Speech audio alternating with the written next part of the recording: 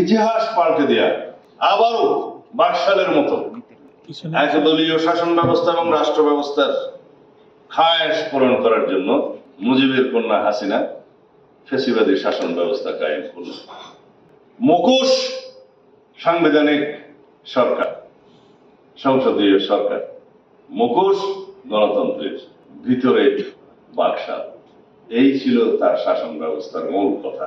তত্ত্বাবধায়ক সরকার পদ্ধতি বিলুপ্ত করলেন এবং 14, 18, 24 পর্যন্ত এই অগণতান্ত্রিক শাসন ব্যবস্থা, ফ্যাসিবাদী শাসন ব্যবস্থা কায়েমের মধ্য দিয়ে পৃথিবীর ইতিহাসে সবচাইতে জঘন্য একদলীয় একনায়কতান্ত্রিক ফ্যাসিবাদী অগণতান্ত্রিক শাসন ব্যবস্থা প্রতিষ্ঠা করলেন। বিএনপির ইতিহাসের বিপক্ষে সংক্ষিপ্ত এই ইতিহাসটা আপনারা মাঠে ঘাটে সবাইকে বলবেন। এগুলো হচ্ছে সহজ কথা, যায় বলা অতি সহজ। এই কথাগুলো আপনারা বলবেন। জনগণ বেশি ইতিহাস চায় না। আমাকে যখন জিজ্ঞেস করছে, ভাই সাহেব 31 দফা 1 থেকে 31 পর্যন্ত কে পড়বে, কতজন পড়বে?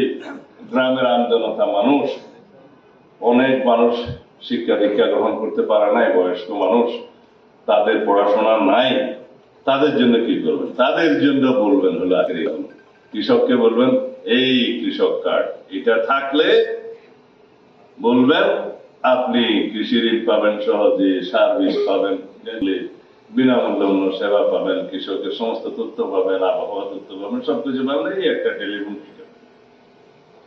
ফ্যামিলি কার্ড, মা বোনদের কাছে গিয়ে বলুন যে পরিবারে, আমরা বলি নারীর ক্ষমতায়ন, এটা তো শুধু বক্তৃতার মতো বললে হবে না, নারী বুঝতে হবে যে তার আসলে ক্ষমতা আছে। তখন বলবো যে এই ফ্যামিলি কার্ডটা হচ্ছে আপনার ক্ষমতা, এই পরিবারের আপনি প্রধান, এই ফ্যামিলি কার্ড যদি আপনার থাকে এই পরিবারের মধ্যে আপনার নিরাপত্তা 1 নম্বরে থাকবে। জামাই বাবু খুব সহজে তাকে বকাশকা করতে পারবে না অন্যায় ভাবে। বলে এই ফ্যামিলি কার্ডটা হচ্ছে আপনার ক্ষমতা, এটাই আপনার ক্ষমতায়ন, এটার মালিক আপনি।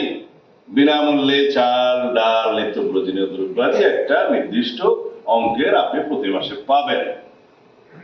আপনার ফ্যামিলি নিয়ে, সংসার নিয়ে টানাপোড়েন করতে হবে না। এটা হচ্ছে ক্ষমতায়ন।